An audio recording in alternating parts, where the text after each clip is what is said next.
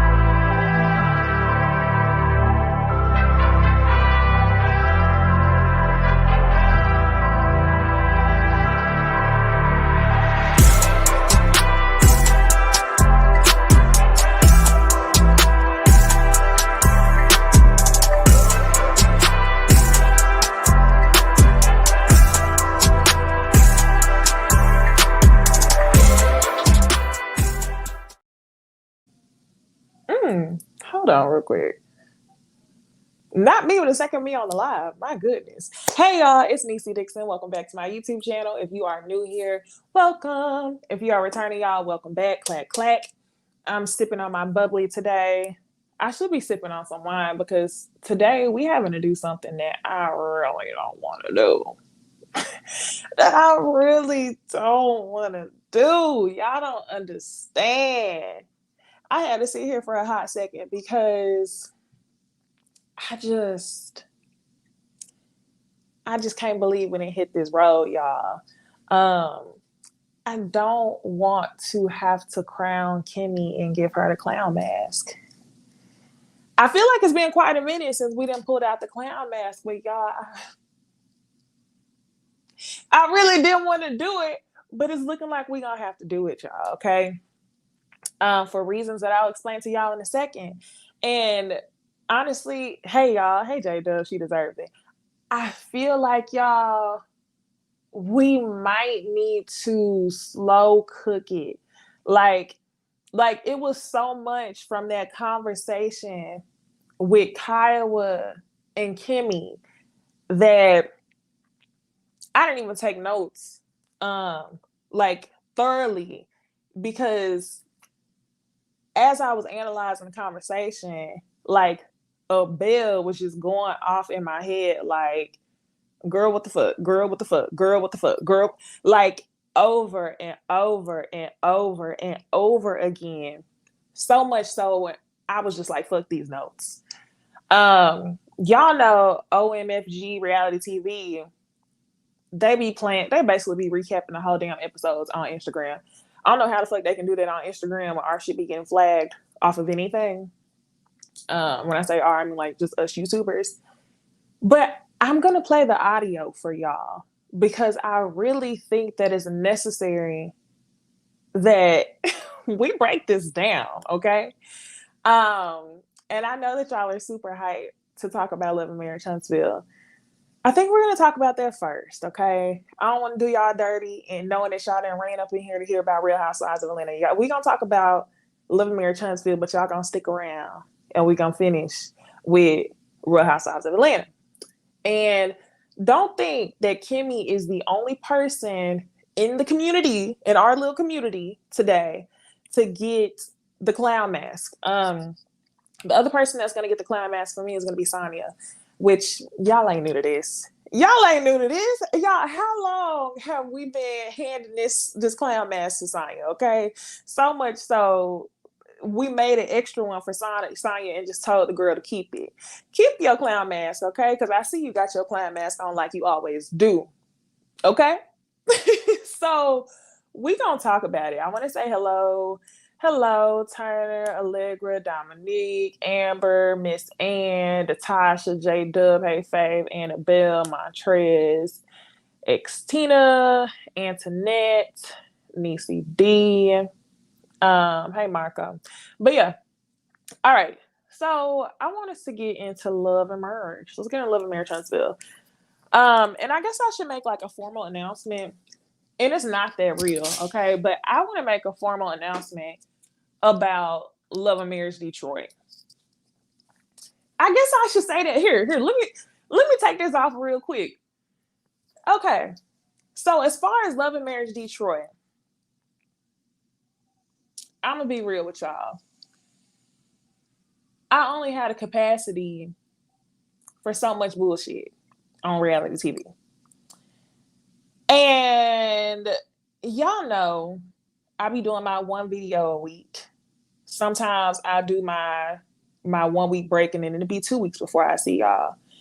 And to be honest with y'all, it's just because I feel like I'm in just like a very peaceful routine where I can watch the shows, I can watch the bullshit, turn the TV off, watch a documentary, and keep going.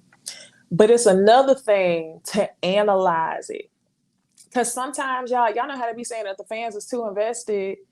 It's not that I'm invested. It's just like the amount of time that I spend watching the bullshit, talking about the bullshit. It's just like, sometimes I don't have the time for it. And the reason why I'm mentioning all that is because that's exactly how I feel about Love and Marriage Detroit. With some of these other shows, I have just been like already invested in the seasons. Okay. I've watched the shows, I've watched the characters and all this stuff, right? Love and Marriage Detroit, to be all the way real with y'all, like, I don't know these Negroes. Okay. I have no attachment to anyone on this show, any of their characters in a good or bad way. I don't know why my whatchamacallit thing keeps doing that. Anyway, I have no need to talk about these men and their copycat behaviors. I'm calling it copycat because like this is a really bad example to give. But y'all know how whenever it be one traumatic terroristic event and everybody's like, oh my gosh, I wonder if there's going to be a copycat to come after.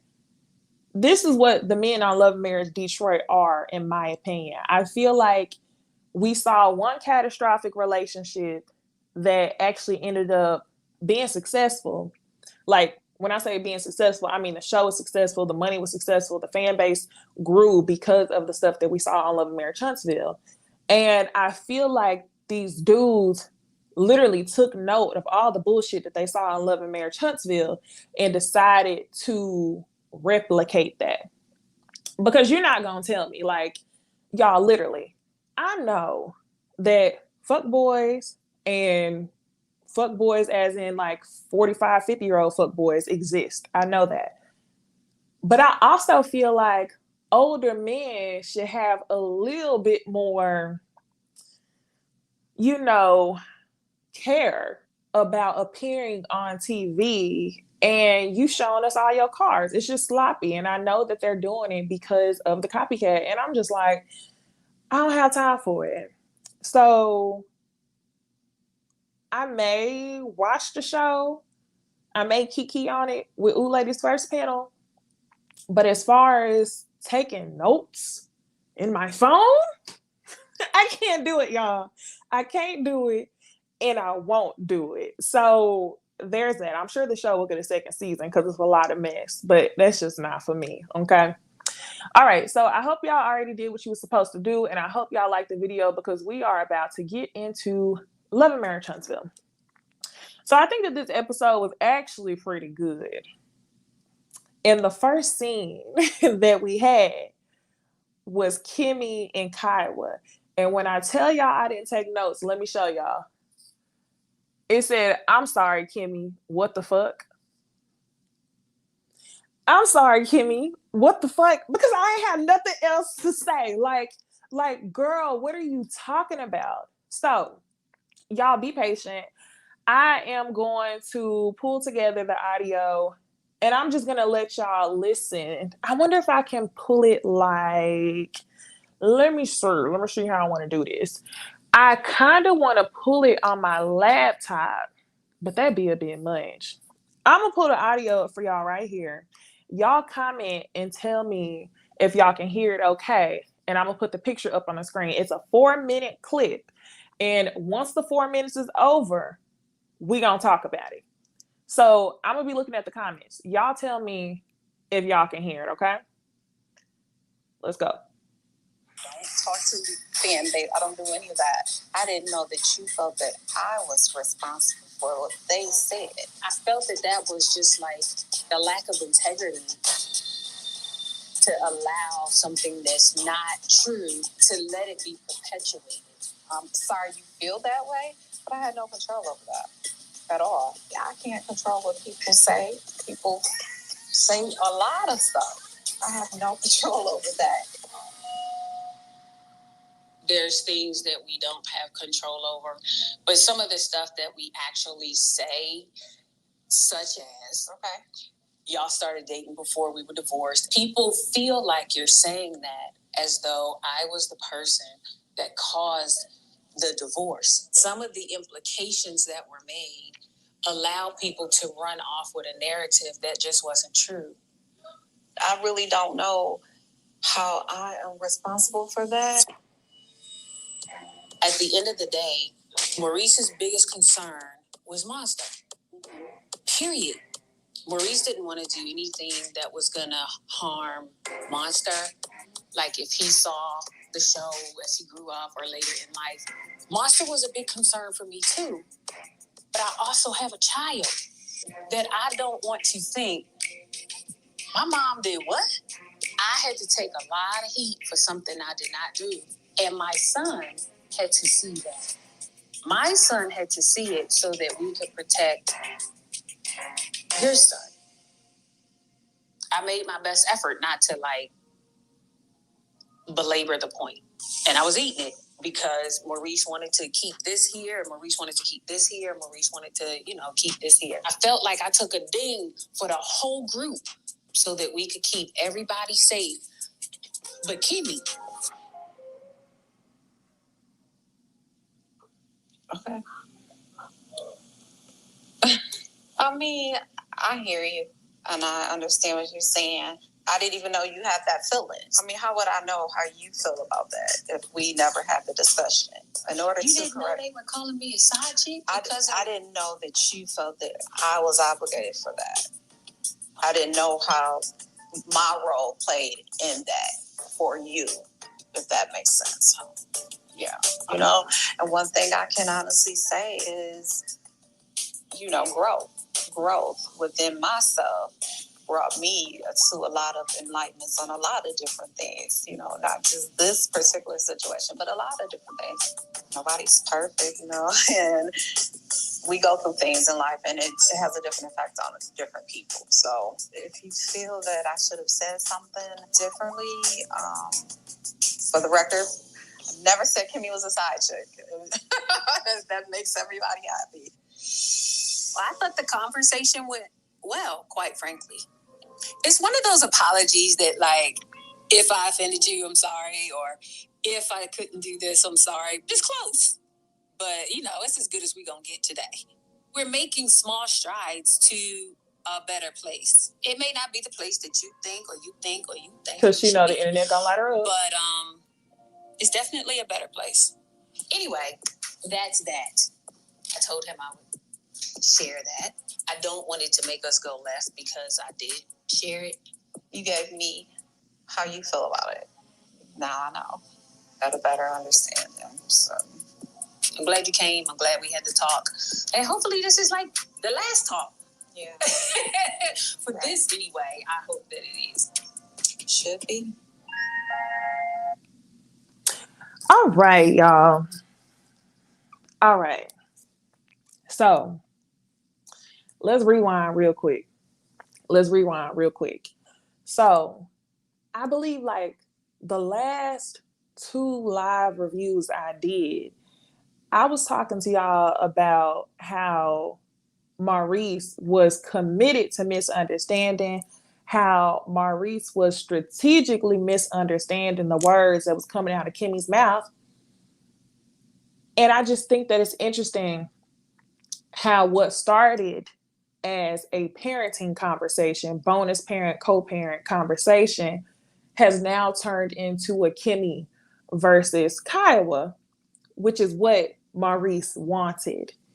And I'm so upset by this because this is some shit that we would expect from Tisha. This is the type of mental exhaustion that Maurice wore you out into, because let's be for real, you was getting tired of arguing your point to that man. Kimmi, everything you said to Maurice about wanting his support in parenting his son, I mean, especially with you doing all the cleaning and cooking and heavy lifting around as far as house labor, made sense. Nothing you said, Kimmi, did not make sense. But what a mental abuser would want for you to believe is that the stuff and the words that was coming out of your mouth did not make sense. So what he did was he mentally muscled you into believing that all of this, or his lack of supporting you in parenthood, was a result of you and Kiowa not having the best relationship. And because you were so tired, you decided to go with it. Now, this is the other thing that I'm going to do to call Kimmi out on bullshit.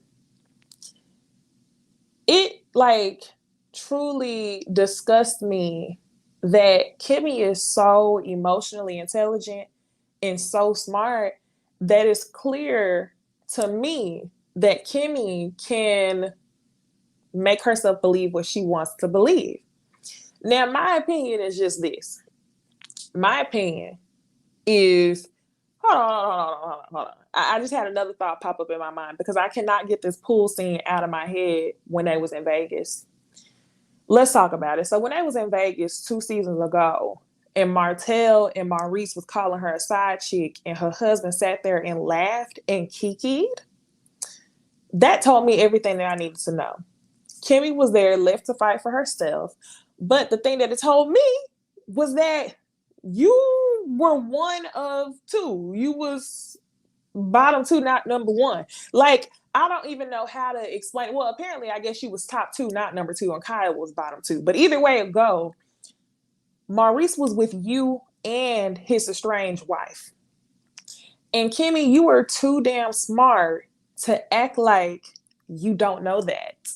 Like, Kimmi, you know, like I know that's what it is. And to be all the way real, y'all, I haven't heard any discussions of people calling Kimmi a side chick for 2 seasons. Why the fuck are you coming on TV bringing up this side chick narrative, knowing that, like, that's not something that your invested fan base is talking about? Nobody's talking about that. You made it seem like the issue was people online were saying that you were a side chick, but the real issue is that you want Kiowa to absolve you from this side chick storyline, because if she does, that will make you feel better, and you can believe that your husband was not messing around with you and his ex-wife at the same time. So to me, this was never about absolving Kimmi of being a side chick. And to be all the way real, I don't even remember people, when I say people, I mean the internet. I don't remember the internet truly thinking you were the side chick. This is all about you absolving your husband in your mind of him not messing with you and his ex-wife at the same time. So when this lady says that you were the reason for their divorce, you weren't the reason for their divorce. You were the reason why they couldn't reconcile, because he was dating you and he was dating her. He was fucking you and he was fucking her. And you know that. And you don't want to know that. So in order to, clear your husband's name, you want Kiowa to do it for you. And the reason why I feel like Kimmi really has this all fucked up is because in the same week we saw this bullshit, while also seeing her husband on damn, I can't remember the name of the TV show. I'm like, how do I not know the name? Is Cocktails, Queens and Cocktails, I think. Yeah, what's the TV show with Claudia and Funky Dineva. Y'all know, hold it down in the chat. Your husband came on there and basically said, I said what I said. And Kimmi sat there with this look in her face like she literally wanted to cry. And the only person, TGIF, thank you, the only person to call out for you in that interview was Claudia. And when Claudia did it, you couldn't help but look like this. Come on, because I took a screenshot and I forgot. I said I was going to do something with it and I didn't. You was looking like this, Kimmi. Your husband was talking. You was looking up, down, left, right, center. You couldn't even look at the people in the camera. Why? Because the people actually read what you were going through and your husband didn't give a fuck. He sat there and said, I said what I said. And if people don't know it, Kimmi was the one who started the conversation first. Kimmi was sitting there like this the whole time. Y'all,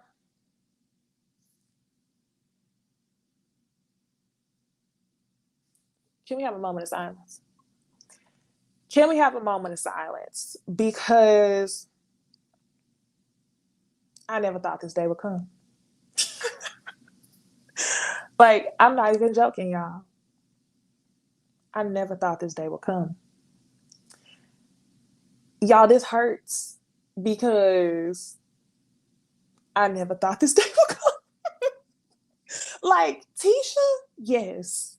Kimmi, step into another woman about some shit that's really about your husband, trying to make it seem like it's about what she said. And Kaiwa, let's talk. What check are you getting from being on 1 to 2 episodes out of each season? What check are you getting? Because the way that you were ever so patient with Kimmi, the way that you apologized for some shit that really didn't have nothing to do with you, I really wanted you to stand firm. And at first, I thought you were going to stand firm, but then you were kind of like, I guess, I mean, if I apologize, no. She wasn't owed an apology. That's a conversation she needs to have with her husband. Now, y'all, watch all of a sudden, Kimmi and Maurice's parenting relationship when it comes to Monster is lightly discussed. I'm disgusted. Other thing I wanted to talk to y'all about, this is the reason why I showed the audio. Kimmi said, I was concerned about Monster and what Monster would think. But I have a son too, and I don't want my son to think that his mom is out here doing whatever. If I was Kyla, that's the minute I would have jumped over that fucking table and I would have cussed her ass out. I'm dead serious. Only because if you were worried about the optics and what your grown ass son would think, I know he wasn't grown at the time, but your son was like 16, whatever. And what your son would think about you being with this freshly divorced man, you shouldn't have dated that fucking man. It didn't have nothing to do with what Kai was said, just due to the timing of Maurice's relations. People was gonna call you a side chick if they wanted to call you a side chick. That's not on Kiowa to protect your son's perception of you. That's on you as an adult to decide whether or not you wanted to date his barber or not. Somebody that's a whole job. I heard that somewhere before. I was watching it on TV or something, and the man got upset. That's a whole job, okay? Barbers, DJs, professional athletes, personal trainers, preachers. Those are whole jobs, okay? You decided to get up with that man out the shop. So that was your responsibility to protect his perception of what really was going on. So, Kimmi, you had us all the way fucked up. Thank you so much, Harold. Ready to love you. And he said that to Red. Okay, I thought I saw it this weekend. I'm just like, are you serious? And then, y'all, this interview with TGIF, please go and watch it. If you haven't had a chance to watch it, please go and watch it. I'm wondering if there's any way that I can do like a dedicated breakdown on it, but I only want to do it if I can play it play by play. And y'all know they be flagging whenever you be pulling up the videos and playing on your screen and audio and everything else. But Kimmy, I really think that's all I have for you. Um, do better. Choose better. Choose better. Kimmy was sitting there on TGIF looking like she was a victim. Like, because you decided to suffer through it and he didn't literally force you, that's what made it okay. Kimmy, can we talk about why, as you fight for your fucking life, that you feel like you have to cook, clean, and discipline a son that's your bonus son? Why you feel like you have to spend more time with him than his own daddy do? Um, can we talk about why, first of all, you would even feel the need to roll over and suffer through it while you're fighting for your fucking life? And I'm gonna tell you the reason why is because I feel like you really want a man.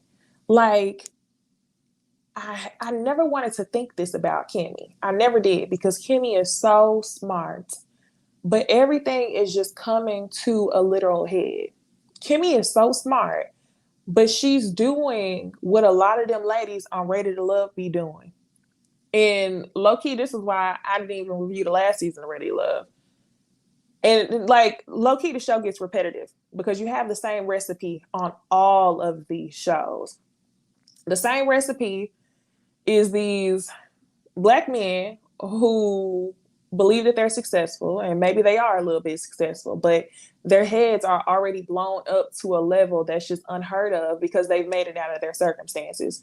Either they're a used car salesman, or they're a barber, or they're a DJ, or they repair credit, or they do anything, right?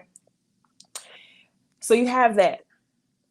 Then you have these women who are in their mid 40s, late 40s, 50s on the door. It don't even start there. Let's be real. It start whenever the ladies start hitting their 30s, unfortunately. Like, that's actually old. But they get to a point of where they're successful as well. Oftentimes more successful than the men that they are on the show with. Because let's be real, on this show, just like Ready to Love, it's all the women who actually elevate the men. Mel, Tisha, all the businesses in your name. Kimmy, you found him when he was a barber. Anyway, y'all, at some point, all of your accolades, like as a woman, all these women on the show, not y'all, the women on the show, they don't matter. You know that what you're saying is making sense. You can tell when the energy is off, the vibes is off, and you don't give a fuck because you're tired of people asking you why you ain't got no man, and you end up going for the most decent, lowest hanging fruit. And I feel like that's what Kimmy did. Kimmy went for a decent, lower hanging fruit, knowing that this man was potentially still fucking his ex-wife. Come on. Come on. Okay, like, are we really gonna act like you had no clue? But you didn't care because they were separated. So that's why you decided to probably, and this is what I'm thinking, eventually take to his needs and take to his requirements. And you were able to mold yourself into what he wanted you to be. And you talk back a little bit, you get a little sassy, but at the end of the day, when you get tired, you will mentally manipulate yourself into what he wants. And you don't even know it. But you know that that's the easiest thing for you to do mentally and physically. That's why you just roll over and suffer through it, because that's essentially what you did in this scene or prior to the scene with Kiowa. You argued with your husband all the way until you got tired. You rolled over, you suffered through it, and then you took the issue to somebody who you had more energy to argue with, Kiowa. Somebody who you could actually win a fight with, Kiowa, and not your husband. Girl. So, Lady T, I want to thank you for the super chat. She says, "Hey, Necey, I feel sorry for Kimmi, but no longer. None of the women on Oppressed Women's Network have any of my support any longer." Girl, I feel you. I feel you. Um, but yeah, I'm like eerily disgusted because the same way that we see her rolling over and suffering through it, we see her roll over and all of a sudden it's no longer about parenting. It's about Kyle calling you a side chick. How many ever fucking years ago? Didn't these people get married in like when did they get married, y'all? They were dating since 2015 and they got married in 2018. Y'all tell me, because I know y'all know better than I do. Okay. So, yup. Misdirected frustration and resentment. Kimmi is getting pathetic. She is. Even more than Tisha. Even more than Tisha. Because Tisha has never come to us and shown us that she I was about to say can be respected.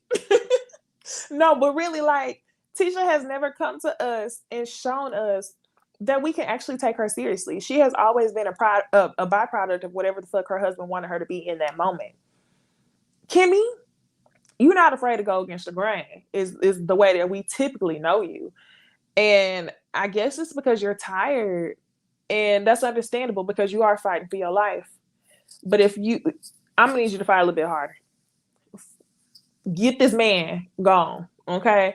I'm not saying you have to leave him, but what I'm saying is you need to take back control of what you're gonna tolerate and what you don't tolerate. I'm just like, girl, get the fuck. Okay, so actually, y'all, before we move on, we just gotta do one more. We gotta do one more moment of silence for Kimmi. I'm sorry, because this Kimmi is down bad. Moment of silence in the chat. Like the video, y'all. We're gonna be right back, and then we're gonna talk about the next scenes in Love and Marriage Huntsville. Let's get to it.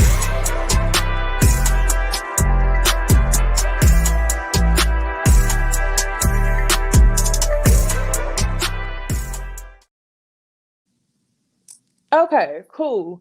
So y'all, the next scene in Love and Marriage Huntsville was Stormi and Mel, and I wanted to talk to y'all about this. Why? Because I was also able to call bullshit on this conversation.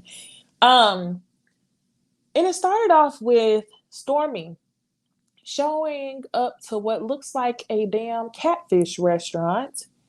And she's in a two-piece suit. She has a driver and she pulls up in her Rolls Royce. And I'm just like, two-piece suit at a catfish restaurant where they serving you drinks from a cup that sweats and the permanent marker sweats onto your fingers as you drink it. Catfish restaurants where you walk up and you place your order and it looked like they take cash only.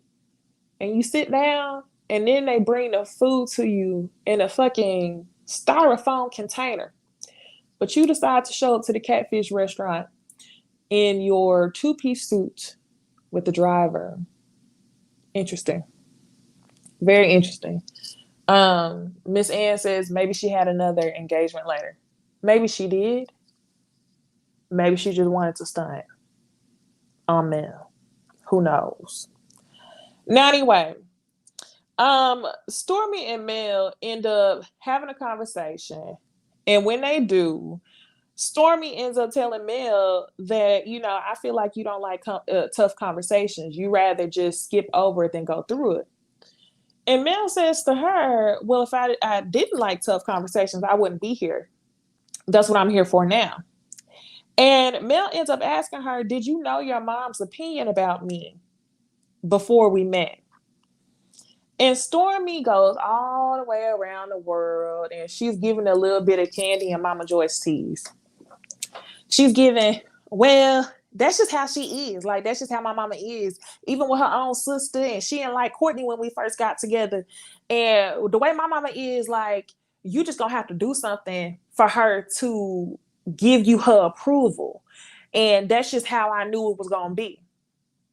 And shout out to the detective And the Scorpio in Mel who was gonna stick to the cause, and she said, "Right, I hear what you're saying, but did you know how your mom felt about me before the show?" And this is how y'all know that Stormy was on bullshit. This is what you call avoidance.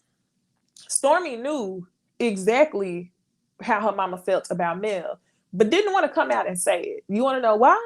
She didn't want to come out and say it because she knew that everybody was gonna call her a motherfucking fan, like they did in the first episode. So Stormy ends up saying, "Well, I knew that she didn't like you from TV." What? That's the same thing she was saying. Why not just say it? But whatever. So Mel says, I'm really not in the place, especially after what happened with Miss Wanda and Tisha. I'm not in the place to be arguing with people's mamas. And Stormy says, yeah, but I don't believe what she does. Like, just because my mama feel the way don't mean I feel that way. And Mel says, yes, and I agree. I don't think that you do believe what she does. But I'm gonna tell y'all this. I think that Mel exhibited a lot of growth because y'all, I just feel like Stormy be talking out of two sides of her mouth. Like, Stormy on one end be trying to tell Mel about herself. Oh, you don't like tough conversations. You just like to do X, Y, Z. While you deal with your mama's bullshit and try to explain your mama's bullshit. I told y'all, I think a couple of reviews ago, Stormy's mom is not a good person, period. I don't think you should have brought your mama on this show. And I felt like low key that was what you was getting ready to tell us when you were sitting down with Mel, when you said she's like that with her own sister. Your mama is ill spirited. Your mama was making you play sound baths every day. I feel like after being around such negativity, you have to find ways to find peace. And by bringing your mama on the show, I don't know what the hell you was thinking, Stormy. So anyway, Stormy and Mel both decide to move forward. And low key, um, Stormy, I still feel like was a little bit of shade there before they got her from the table. When they got her from the table, Stormy said to Mel, well, I feel like we're going to be good because now I know what to expect from you. And when I tell y'all, now I know what to expect from you, coupled with all those examples that I have been talking to y'all about in prior reviews, Stormy is keeping that same energy, y'all. Stormy has gotten with the group. Stormy has gotten with the other people in the cast. She's gotten Mel's Yelp reviews. She's heard from people what Mel's, qualities as a friend is. And she's trying to keep that same energy. Everybody done told her, yeah, this is how Mel is. Mel is like this. She used you until yada, yada, yada. She used you to be for destiny, and now she on fool with you. So that's why Stormy was like, well, now I know what to expect from you. That was shade. And Mel know that. They just not going to fuck with each other. So we move on to Tisha. Tisha locked in a venue. And when she locked in the venue, we see everybody else show up, and she's showing them the venue like the night before the expo.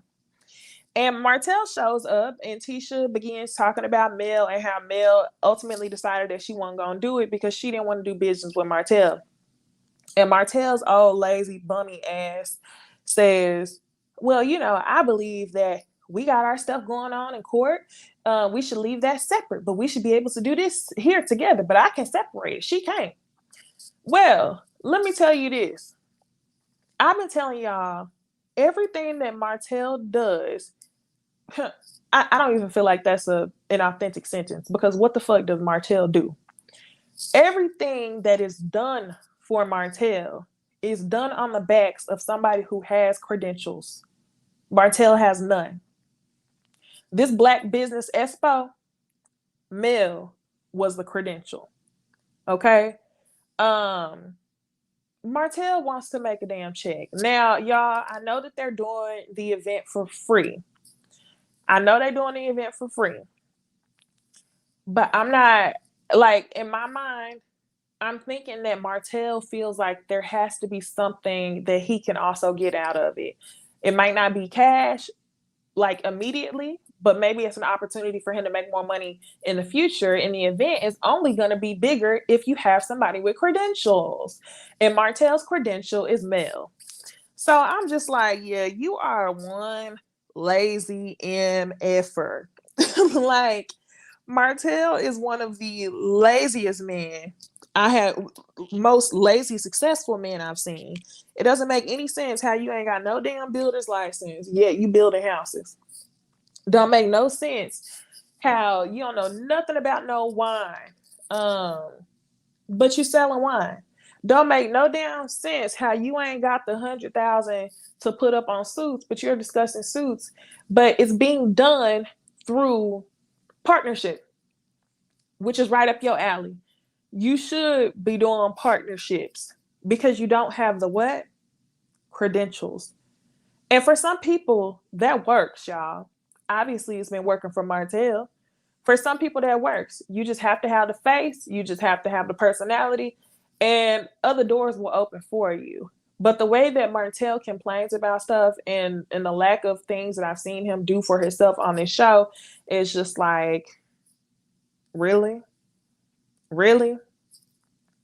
So anyway, we find out that Stormy is taking Mel's spot. So I'm like, okay, good. Y'all got somebody else up there with credentials because y'all, even though Stormy kind of gets on my nerves when it is boiled down to the Mel versus Stormy situation, I know that Stormy is a great businesswoman. And Stormy is actually the person who they should have been asked to join this Black Business Expo for real. So I love that they got her to join. They end up talking about Tisha booty and how good her booty look in the jeans. Marceau ends up joking at Martell and says, "Hey, don't be looking at my wife's ass." And Stormy's like, "Hey, I was looking at it too. Tisha, you did look good. You did look good, sis." And it's just funny how, like, y'all have done such a great job rebranding because never in a million years would I think that Kimmi would look like a fool and you actually be tolerable. Like, y'all have done an amazing job rebranding. Every single scene, we will get a baby girl and we will get a kiss on the lips. Every time you see Tisha and Marceau, they said, what relationship issues? You gonna get a baby girl, you gonna get a kiss on the lips. Take note. Okay. Okay. So y'all, next we get a scene with Maurice and Monster. And they end up having a conversation because Maurice wants to make sure that we know that he wants to spend quality time with his father because every time somebody's filming for a reality TV show, whenever you get called out on bullshit, you got to actively correct it so you don't look as bad. So he ends up playing basketball with his son and he ends up having a heart to heart. And Maurice basically just says, "Hey, we got it out the mud. We didn't have nothing. I had 2, 3 jobs. I cut hair. I did yada, yada, yada. You don't have the same drive as me, and I need to parent you different." While all that is fine and dandy, I still don't feel like we got a solution to the conversation that was initially at hand, which was, why doesn't Kimmi have your help disciplining Monster? We still don't have an answer to that, but okay, I guess we just gonna be mentally muscled into changing our course of thought the same way he mentally muscled Kimmi. So next, y'all, we get a scene with Courtney and his mom. And y'all, my goodness, Courtney's mama looks good as fuck.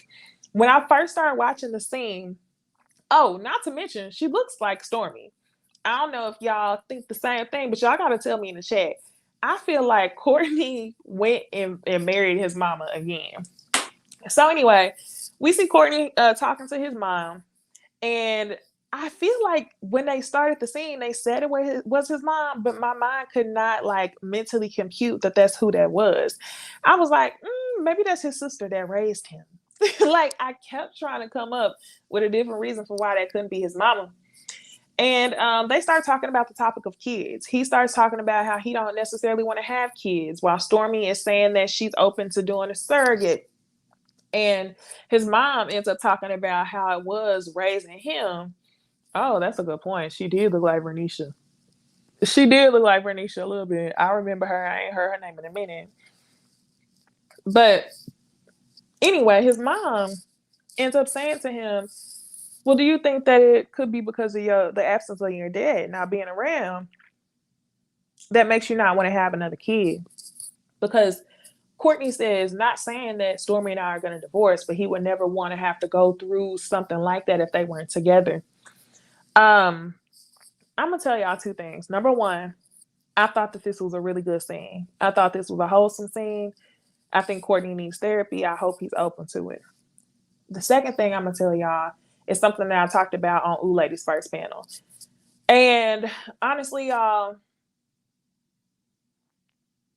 I think surrogacy is a beautiful thing. It is. But it does not move me ever to see rich people come on TV and talk about surrogacy. Only because it's not relatable. Pregnancy is high risk always.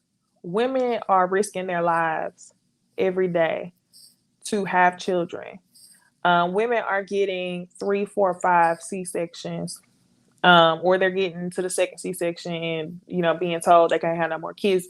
Like, to hear people go through one pregnancy and then be like, that was too much, I'm not doing it again, more power to you. I don't think that you're wrong for thinking that.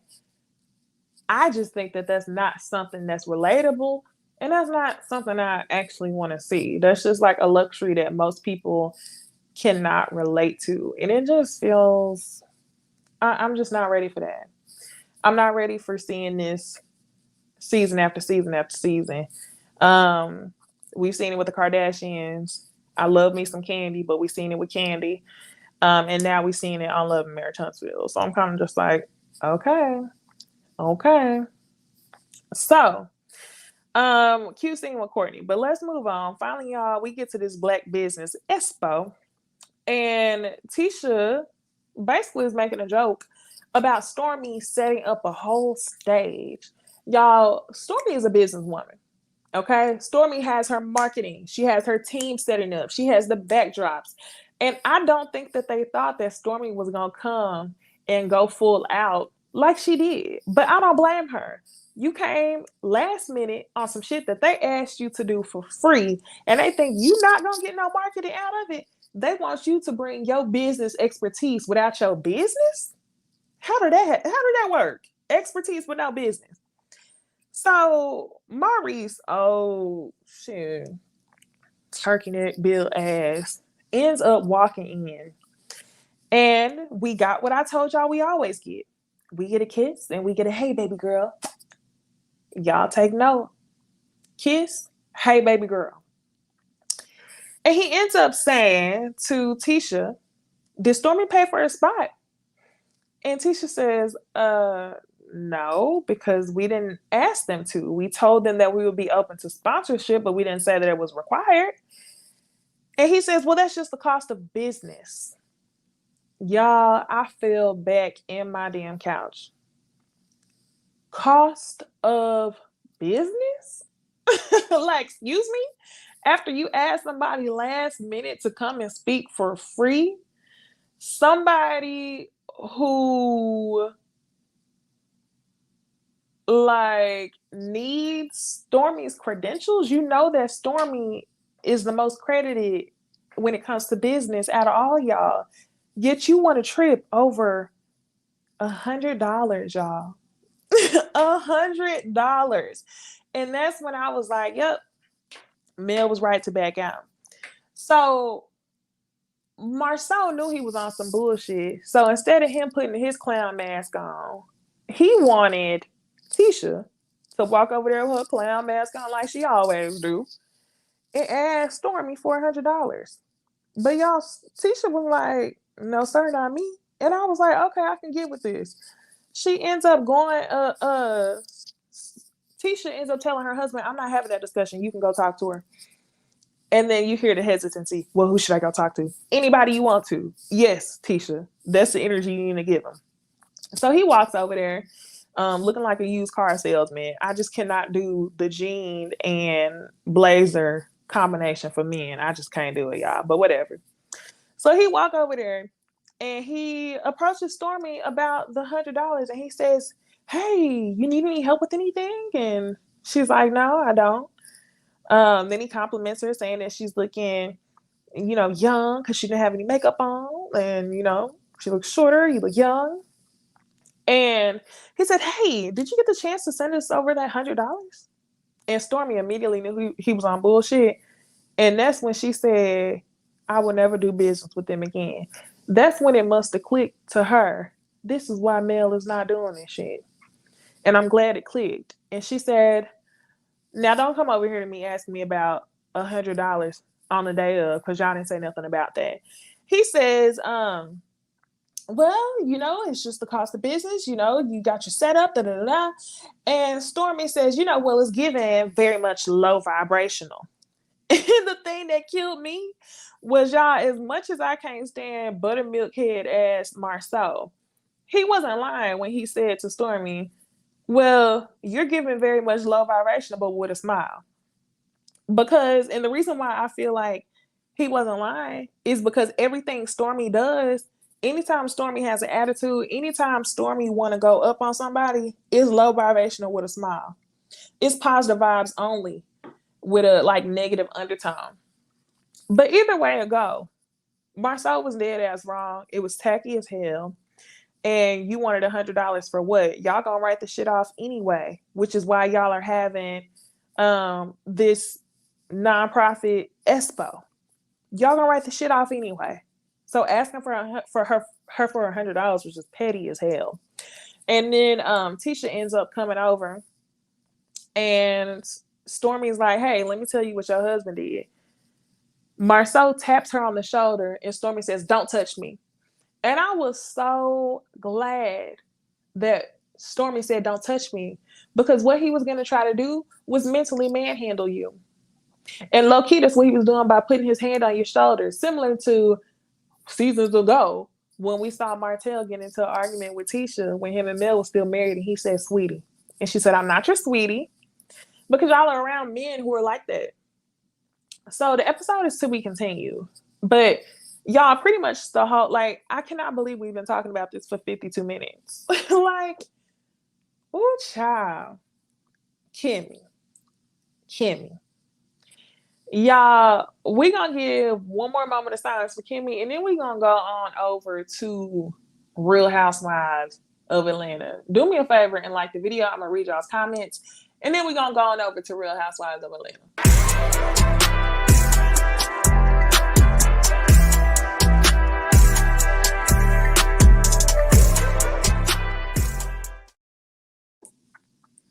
Julian says, "Yeah, it's an intimidation tactic." Absolutely. Hey, Keisha. She says Marceau was beyond tacky. What else? What else? Miss Ann said, "Not 3 moments of silence." No, literally, we need 3 moments of silence for Kimmi, because when I tell y'all my core is shook, my core is shook that Kimmi allowed herself to come on the show looking like a clown behind that man that she know damn well was messing with her and his separated wife or estranged wife at the time. Quit playing on our damn line. Okay. It wasn't low vibrational when Stormy said, "That's what's up." Well, that's what's up. That's what's up. All right, y'all. It is time to get into Real Housewives of Atlanta. What happened this episode? Let me pull my notes. Cyan was getting on my nerves. Drew. Sheree switching between two noses in the same episode. The OGs. And then the fundraising event. Okay. Let's get into it. Comments. Chat. Let me know. Did y'all notice Sheree switching between two noses in one episode? And I could not help but oh my gosh, I was watching the episode and I was just distraught. I found myself mourning Sheree's old nose, because Sheree's old nose was beautiful. And Sheree's old nose made her features look so evenly distributed. She had a long head, high cheekbones, whether it was filler or not. Her features were long, beautiful. Her nose was long, came to a nice little point. And then you went and got the bubble nose, like Hazel E. Noses that don't fit your face. Girl, when are y'all gonna learn? When are y'all gonna learn? Nothing is a mistake. Like when you come out the womb and your nose is long as hell, that's intentional. And you go and you shorten it and you chop it off, you look a little funny. You look a little funny. Don't know why she did that. Ooh, stop. Julia says that's not Sheree. That's Lois Griffin. Lois. Like, why? Yes, it's me. Says I thought it was rude. Hey, Barb, y'all check out her channel. Barb says Sheree's face looked wild in that new confessional look with the purple. It did. I was like, really, really. What else? I almost never like nose jobs. God knows what he's doing. Stop. Period. Period. Rarely. Funeral services for the old nose. I found myself mourning. I like in the middle of the episode, I was like, wow, like you can't just go back to your old nose. Mark my words, she gonna get a second surgery. And I hate that for her. She gonna get a second surgery. Rest in peace. Y'all, we gonna have to do it. Can we get a moment of silence? Can we get a moment of silence for the old nose?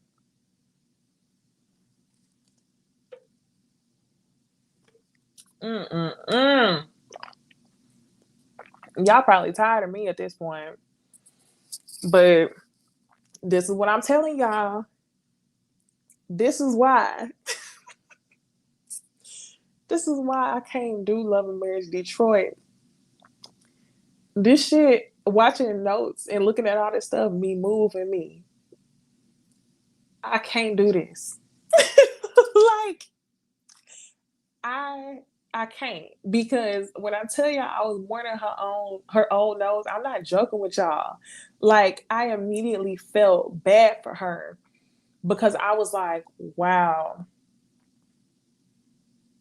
you came up off that table for some shit that you probably didn't need. You thought it looked good, only for your ass to hop up on Instagram with the new nose, and the internet cackled. The internet said, "Who is this? Hazel E?" I just know, Sheree, that cannot be a great feeling.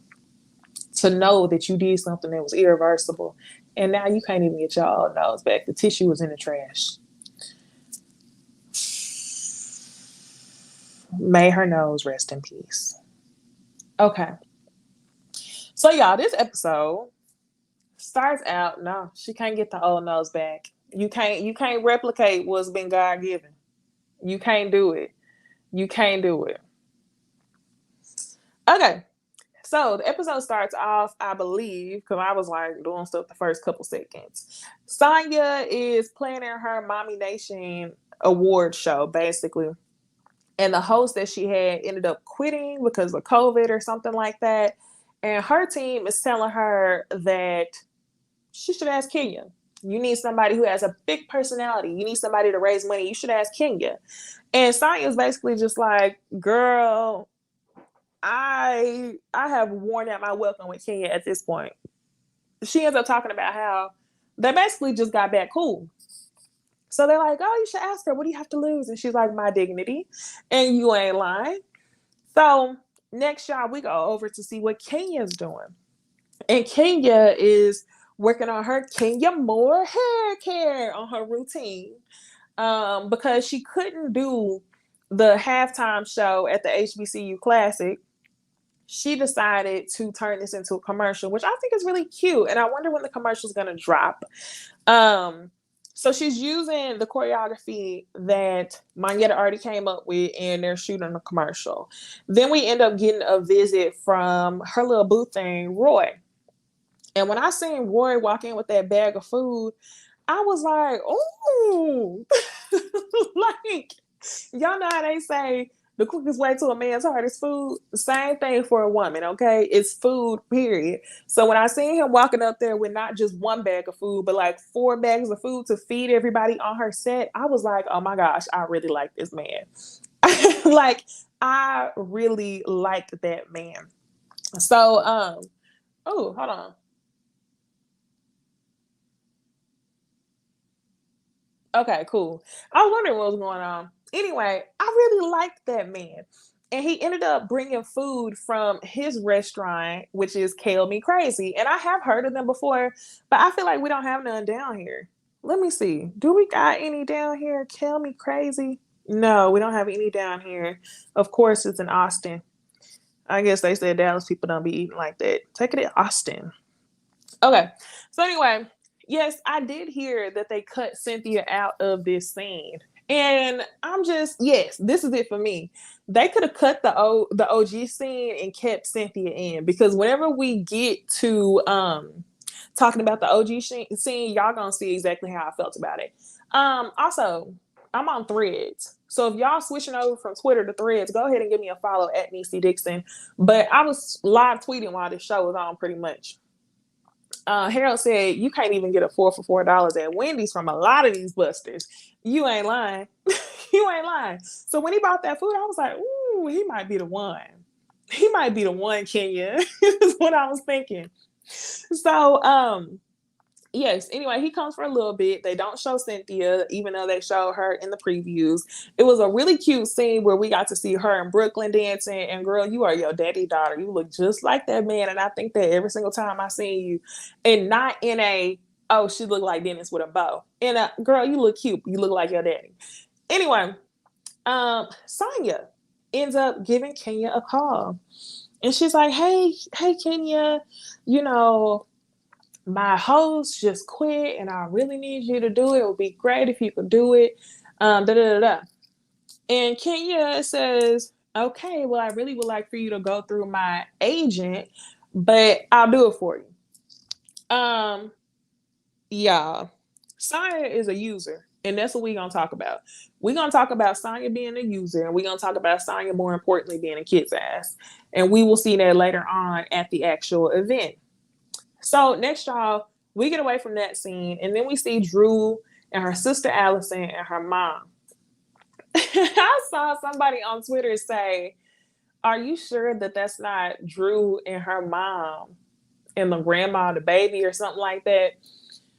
And low key, I was like, that would be a trip if Drew's sister Allison was really her mama, because it could absolutely work that way. But anyway, y'all, this scene was cute to see Drew and her sister and her mama having a conversation. Allison is talking about her being in and out of the mental institution. She was talking about like the first time she went, and it was due to her PTSD from being in an abusive relationship when she was 22 years old. Now, her and Drew are 20 years apart. So Drew didn't know nothing about this. And the mama didn't even know nothing about that either. So I'm just like, okay, cool. I'm glad that she's talking through this. She seems like she's in a really good place, but she didn't lie. The reason why Drew said that her sister Allison couldn't come around was because she called Ralph manipulative and controlling. And that's exactly what he is. And now it's funny. No, well, not funny, but now it's interesting knowing that they're getting a divorce. Harold said, I believe Allison is her sister because my brother is 16 years older than me. Yeah, black people be doing that. 16 is on the wider end of it. 20 years, I feel like people be doing that too, but that is just crazy. We got a couple gaps too, but 16 years, I don't know. It could be possible. You know, it's funny. You could say it.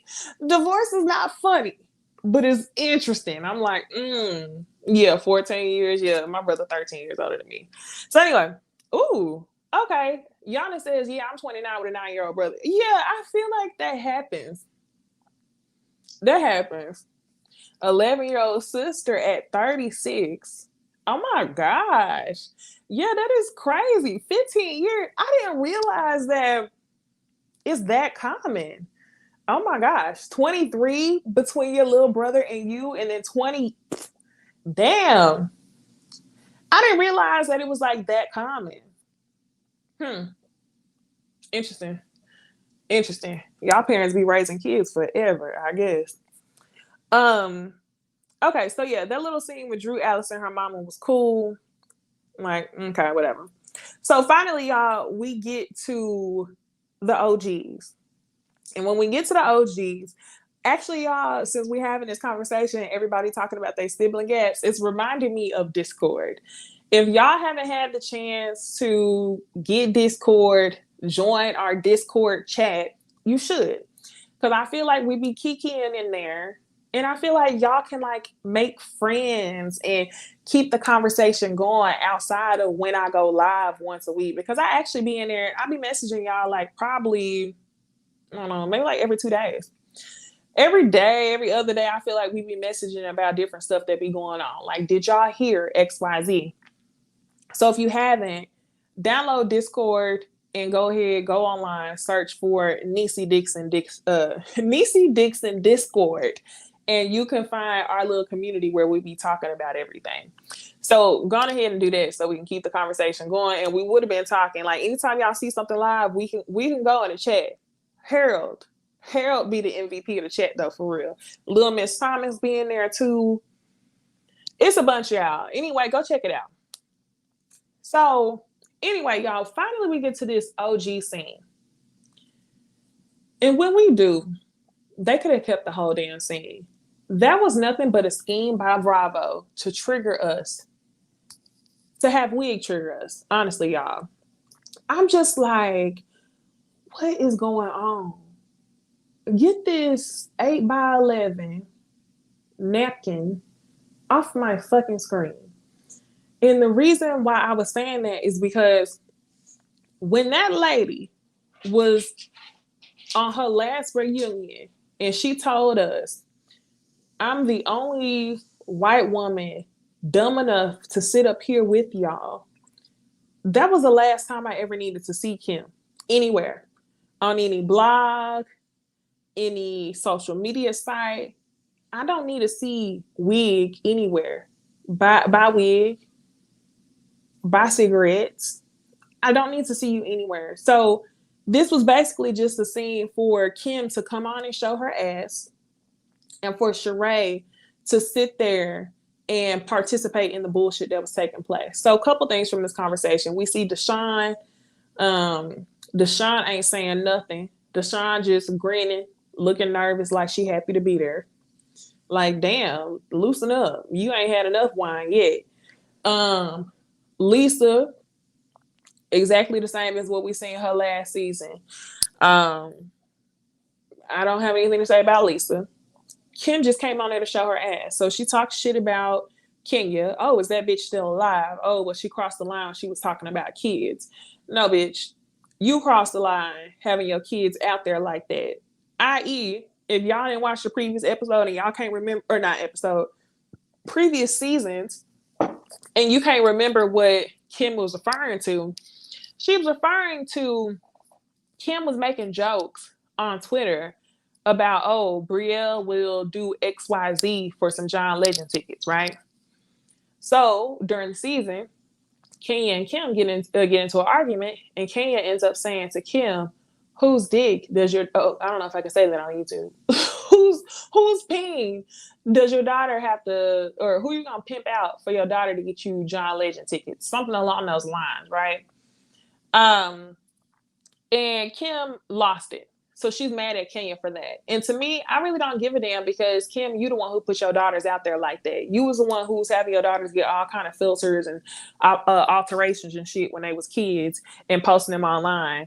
Girl, you the one who tweeted the shit. You was ready to give your daughter up in a joking way. And the minute that somebody turned that shit around to you, you mad about it. So she brought that up. And like I said already, y'all, Sheree is switching between two noses in her confessional. And production, y'all messy as fuck for showing us the two noses in one episode. Y'all could have at least waited for the mid-season trailer and the break to come out and then for us to come back on the second half of the season to get adjusted to this new nose. Um, Sheree ends up talking about this girl's trip to Portugal. And I hate that she invited the quote unquote OGs. We don't need to see them. There's no reason why we need to mix the new ladies and the old ladies. It's the reason why y'all have been fired and hired and boomeranged and replaced. Like, y'all may have been the first season of women on this show, but whenever we really talk about the pillars, the women who have made this show, none of them was at the table, if you ask me. If you ask me about the women who have actually made this show what it is, we talking about Nene. They had the empty chair there. We talking about Candy. We talking about Sheree. Well, Sheree, fix those teeth. Sheree, yeah, you could be there.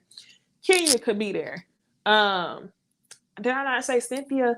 I feel like even Portia. Let's put some respect on Portia's name, even though she be getting on my nerves. Like, when we talk about the pillars of the show, they were not there. So in no way, shape, or form would I ever want to see the first season ladies on a girls trip during a brand new season that I'm watching in 2023. Okay, y'all was left in 2008. So you, Deshaun, Lisa, leave them. Kim, goodbye. See ya. Don't want to know you at all. So, yeah, Kim basically just talk about how she don't like Kenya, and then they talk about them dating, and I'm just like, who asked for this? Who asked for this? Because if you did, we need to talk. Okay, so finally, y'all, we get to Sonya's event, the Mommy Nation event, and Sonya's sister is doing her hair, and somebody in the chat, please remind me of Sonya's sister's name. Because I don't want to keep calling her Sonya's sister the whole time. Is her name Shanice? Because I feel like her name is Shanice, but I don't want to misname this lady. So somebody in the chat, hold me accountable. I'm going to wait. Bye, wig. Kim and your wig, get out of my life. Cherie. Cherie or Shari? Shari? I think it's Shari. All right, we're going to go with Shari. Y'all know who I'm talking about. Hey, Kenya. All right. So Shari is doing Sonya's hair. And when she does, she's talking to her sister and she's like, I feel like you forget how many roles I'm playing. For example, she's upset because Sonya forgot to tell her what time she even needed to be at the event. And y'all, I'm going to be all the way real with y'all. That's enough to be frustrated, okay? Shari ends up saying, I feel like you playing with my life. Two things can be true, y'all. Number one, I think that Sonya can be a bit unprofessional because it's her sister working for her. But number two, the only reason why you feeling like your life is being played with, in my opinion, is because you ain't got your shit together to live without your sister. So the fact that Ralph says that he don't want y'all to live there no more has you shaking in your motherfucking boots. Because what's interesting to me is Sonya never said that she was going to fire you. She just said that her husband wanted the house to be back just them. And it sounds like Shari's husband is in between jobs. Sounds like he's doing real estate, personal training. We don't really know what he's doing. And it's like, essentially, in my mind, I feel like y'all have been living off of an allowance. And as grown ass people, there's no way. Y'all know I'm good for it. Ross. Ross wants his house back to just his family, his immediate family. Now, it sounds to me like y'all have been living off of somewhat of an allowance. And as a grown-ass woman, I don't even have kids. So this is just wild to me, knowing that y'all have multiple kids. And it's two of y'all who are living off of the allowances of other grown-ass people. To me, it's giving lazy. So you can't be mad at somebody for telling you that you might have to go stay somewhere else, but you could keep your job. What the fuck? Like, I don't understand. And I do not sympathize with Shari at all. I do not sympathize with her at all because your ass should have got a job. Your ass should be in control of your life, of your finances. Your ass, who's married and have multiple children, should be able to imagine a life where you are not dependent on your sister in any way. And I know y'all want to be like, oh, but she's working. Yes, you're working, but I'm imagining. I'm not gonna say like you living for free, but I'd like to imagine you were. It just wouldn't even make sense to actually like work for your sister, have her pay you, and then turn around and make you pay rent. It don't make sense. So come on. Yes, Tiles. It's giving codependency. You would rather be codependent on your sister because that means that you don't have to work as hard. And with that comes some type of consequence. If your ass had your own house and you paid a rent or a mortgage, then you wouldn't be on your sister's schedule. Your sister wouldn't be toying with your life. So if that's what you want, then you need to take control of your life. And that's just my opinion. That's just my opinion. Okay. So Kenya ends up being late to this event.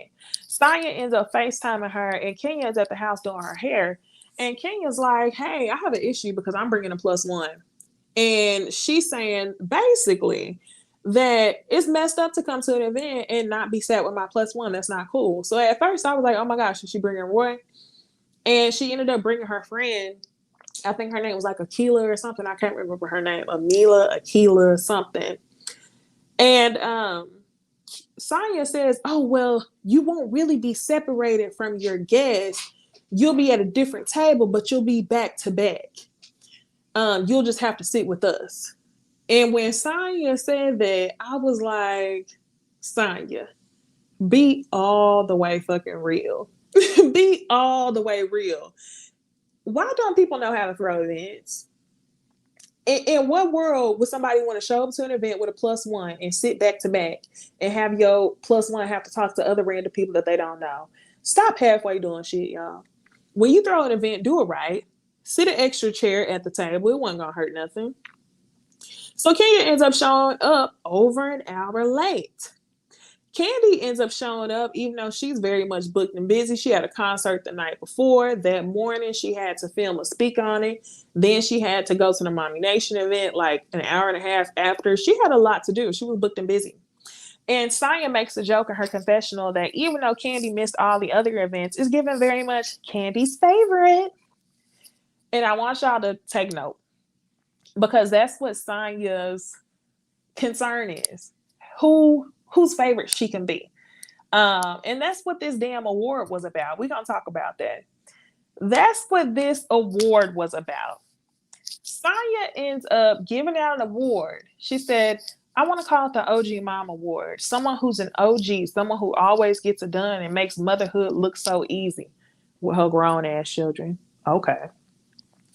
And I know y'all, motherhood never stops, but come on.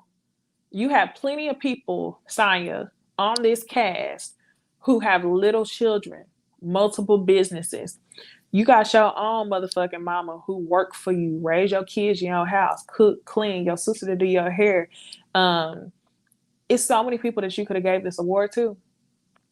You called Cairo in to come and give a speech for Sheree. And then to award Sheree, I was just like, what? Huh? I'm just not really fooling with Saya, and I really don't understand why Kenya even agreed to do the speech, not the speech, but the presenter for her. It was given pick me bird. Um, and it's just odd because I don't feel like Saya has any benefit in getting any closer to Sheree because you've already benefited everything you need to from Sheree, which is being on the show. Now, at least if you rub shoulders with Candy, everything she touched turned to gold. Okay? If you rub shoulders with Kenya, Kenya's just that girl. You're going to have a good time. I'm sure you'll get into different rooms. Like, I feel like you very much benefited everything that you're going to benefit by getting cool with Sheree. So this pick me moment was just so unnecessary. And it's clear that that's just a part of Sonya's personality. Let me make it clear to y'all. Sonya is not a Cynthia Bailey. I think she need to let that shit go. I haven't heard her say it in a minute, but Sonya is nothing like Cynthia Bailey. I remember her saying that whenever she first got on the show. I remember her saying that after the first season. I have to tell y'all, she's not like Cynthia. Um, and I think that that's the role that she thinks she's trying to play. I think she wants to be like the middleman, gets cool with everybody. But I don't remember Cynthia being a pick me to so many people. I remember her doing stuff like that with Nene, even with her husband at the time. But I don't remember her being such a pick me with other people on the show. So anyway, I said that it was Kiss Ass. She gives the OG Mom Award to Sheree. And then Kenya ends up doing this auction to raise money. Sonya's initial goal was $50,000, and Kenya was able to raise almost $80,000. So Kenya really is that girl, and I loved it. The event was cute. So yeah, that was all that pretty much happened on Real Housewives of Atlanta. If you haven't had the chance to check out the mid-season trailer, you should, because you know the biggest thing that they're gonna be talking about is Drew potentially cheating on her husband with a woman, with Ty. Drew like girls now, allegedly. I do remember a couple months ago whenever Mimi Faust had posted Drew and tied to her story with that song. Yeah, that nigga munch. He eat me for lunch. I remember seeing that. Um, and I really don't think anything of it. I don't at all. I don't feel like, I mean, if Drew like girls, or she like girls. But if Drew is, do I feel like Drew is doing anything wrong? Not really. I feel like Ralph has been cheating on her. I think that her and Ralph need to get a divorce. But Ralph, yes, I had to make sure I was saying the right name. Ralph seems like one of them type of men who will cheat on you for years, and the minute that you do something to get back right, I should have cheated. The minute you be on your Keisha Cole, he running down to the courthouse. So y'all, go ahead and check that out. That's all I have right now. This week for Ooh Ladies First Panel, we gonna be on. I can't remember. I think we're gonna be on Bondi Channel, low key. So y'all go ahead and follow us over there. If y'all haven't had the chance, check out Discord. Go on Discord and type in Necey Dixon Discord. And when you type in Necey Dixon Discord, you're gonna see that we have a general chat, we have a Love and Marriage Huntsville chat, we have a Real Housewives of Atlanta chat. I really could add a Love and Marriage Detroit chat. We can talk about it, but that's definitely not something I'm about to take notes about and come on here and review, because I don't need that negativity in my life. Okay? So, y'all, I hope y'all enjoyed the review. Be sure to like, comment, subscribe, all that good stuff. Follow me on Thread, Twitter, Discord, Instagram, blah, blah, blah, blah. And I will see y'all in the next video. Bye.